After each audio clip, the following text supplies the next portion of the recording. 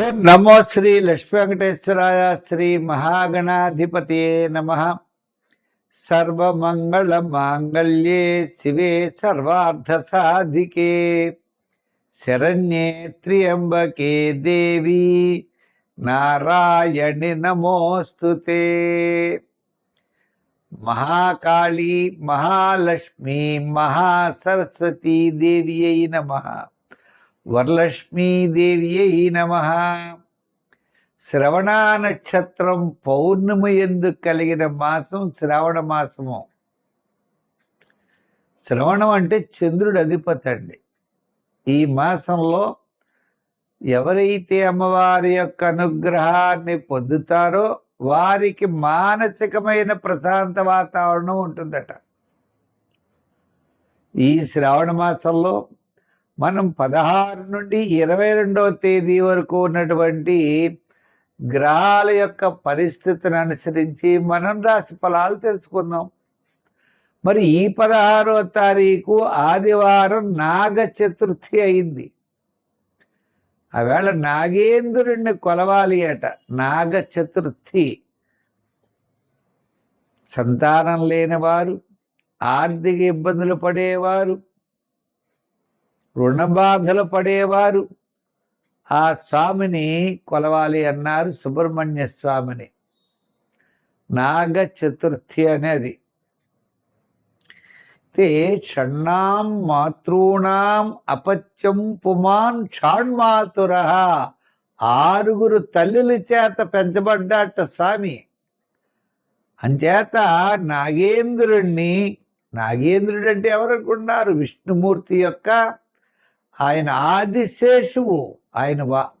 ఆయన పడక ఆదిశేషువు మీద నిద్రించేటువంటి స్వామి విష్ణుమూర్తి.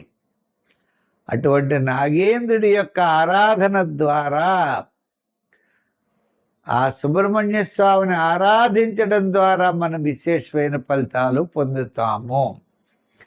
అయితే ఈ యొక్క వారం మనకి గ్రహాల యొక్క పరిస్థితి చూసినట్లయితే కుజుడు మిథున రాశిలో, రవి బుధుడు గురుడు వారి కర్కాటక రాశిలో, కేతువేమో సింహరాశిలో, శుక్రుడు కన్యారాశిలో, శని మీనరాశిలో, రాహు కుంభరాశిలో, చంద్రుడు కన్యా తుల వృశ్చిక రాశుల్లో ఈ వారం చంద్ర సంచారం ఉంటుంది.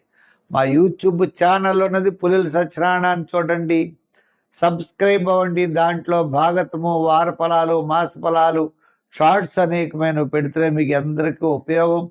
చాలామంది లైక్ చేస్తున్నారు. వారందరికీ కూడా ప్రత్యేక అభినందనలు, ఆశీస్సులు తెలియజేస్తూ మనం వార ఫలాలు ప్రారంభిద్దాం. కుంభరాశి. ఈ కుంభరాశి వారికి విశేషం ఏంటి అంటే షష్ఠ స్థానంలో రవి బుధులు. అంటే మీ క్యాలిక్యులేషన్స్ కరెక్ట్గా ఉంటాయి. ఆత్మస్థైర్యం పెరుగుతుంది. ప్రతి పని యందు కూడా శ్రద్ధ పెరుగుతుంది. ప్రతి మనిషికి కావాలంటే ధైర్యం. ఆ ధైర్యం అనేది మీకు లభిస్తుంది. సౌపుణ్య కార్యక్రమాల్లో పాల్గొంటారు. ఆధ్యాత్మికమైన చింతన పెరుగుతుంది. ప్రతి విషయం మీద శ్రద్ధ పెరుగుతుంది. మంచి ఆలోచనలతో ముందుకు పెడతారు. మంచి శ్రద్ధ అనేది కూడా మీకు ఏర్పడుతుంది. అయితే ఈ రాశి వారికి గ్రహముల యొక్క వ్యతిరేకత ఉన్నది. రాశిలో రాహు, ద్వితీయంలో శని. ఇంకా చంద్రుడి దగ్గరకు వచ్చేటప్పటికి ఆయన అష్టమ, నవమ, దశమ స్థానాల్లో సంచారం. వారాంతం మాత్రమే చంద్రబలం ఉన్నది. మిగిలిన గ్రహాలన్నీ కూడా మిశ్రమైనటువంటి ప్రభావాలు ఉన్నాయి. రవి భగవానుడు, బుధుడు, ఈ 2 గ్రహాలు కూడా అనుకూలంగా ఉండడం వల్ల కాస్త అనుకూలమైన వాతావరణం ఉంటుంది. చికాకులు తగ్గుతాయి, ఆలోచనలు ఉంటాయి. విద్యార్థులు నిదానంతో ఉండాలి. రాజకీయ నాయకులు తొందరపాటు పనికిరాదు. వృత్తుల వారికి కాస్త ప్రభుత్వ అనుమతులు లభిస్తాయి. కొంత అనుకూలమైనటువంటి వాతావరణంలో ఆర్థికమైన పరిస్థితుల్లో కాస్త సహాయ సహకారాలు ఉంటాయి. రుణ ప్రయత్నాలు లాభిస్తాయి. కోర్టు వ్యవహారాదులు అనుకూలిస్తాయి. అంటే మొత్తం మీద ఈ రాశి వారికి వారాంతం చాలా ప్రోత్సాహకరంగా ఉన్నది. గురు శుక్ర శనివారాలు ముఖ్యమైన కార్యక్రమాలు పూర్తి చేయండి, అనుకూలమైనటువంటి ఫలితాలని పొందగలుగుతారు.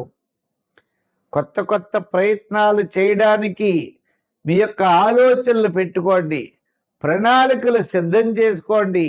భవిష్యత్తుకి అనుకూలమైనటువంటి మార్గాన్ని మనం పొందడం కోసం ఏ రీతిగా మనం ముందుకు వెళ్ళాలి, ఏ రీతిగా మనం పెడితే విజయం సాధించగలమని ఒక ప్లానింగ్ ఉండాలి.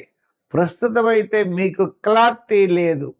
కాబట్టి మీరు తప్పనిసరిగా అమ్మవారిని పూజించండి, వినాయకుడిని పూజించండి. ఈ ఇద్దరిని వదిలేయకండి. ఇంకా మూడవది, శని భగవానుడి యొక్క అనుగ్రహం కోసం ఆంజనేయ స్వామి వారి స్తోత్రం చేయండి. దైవాన్ని పూజిస్తే తగ్గుతుందా అని ఒకడు ప్రశ్నించారు.